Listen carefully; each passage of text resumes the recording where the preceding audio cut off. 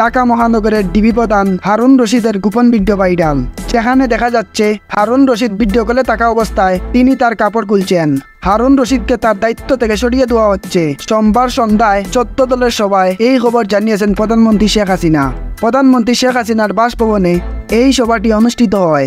14 দলের সূত্রে জানা যায়, সবার ওয়ার্কার্স পার্টির রাশিদ খান মেনুন মহানগর ডিবি পুলিশের নানা কর্মকাণ্ড নিয়ে সমালোচনা করেছেন, যাকে তাকে ডিবি কার্যালয়ে নিয়ে যাওয়া এবং পরবর্তীতে সামাজিক মাধ্যমে প্রকাশ করে দেওয়া এই বিষয়টি নিয়ে আলোচনা করেন তিনি বলেন, রাজনৈতিক বিষয়গুলো রাজনৈতিকভাবে শেষ করতে হবে। ডিবি কেন নোংরা কাজের মধ্যে জড়াবে? এ সময় প্রধানমন্ত্রী সভাতে হারুন রশিদের উপর খুব ঝাড়েন। তিনি বলেন, আমার কাছে এমন খবর এসেছে তার কর্মকাণ্ডের জন্য নানা সমালোচনা হচ্ছে। স্বরাষ্ট্রমন্ত্রীর উচিত ছিল এই বিষয়টি দেখার, তবে আমাকে হস্তক্ষেপ করতে হলো। আওয়ামী লীগের সভাপতি বলেন, প্রধানমন্ত্রী শেখ হাসিনা হারুন রশিদের উপর খুবই ক্ষিপ্ত, তাকে তার পদ থেকে সরিয়ে দেওয়া হচ্ছে। দর্শক, হারুন রশিদের এমন কর্মকাণ্ড আপনি কেমন নজরে নিচ্ছেন? অবশ্যই কমেন্ট বক্সে জানাবেন। এই ভিডিওটি ভালো লাগলে লাইক কমেন্ট সাবস্ক্রাইব করবেন। আসসালামু আলাইকুম।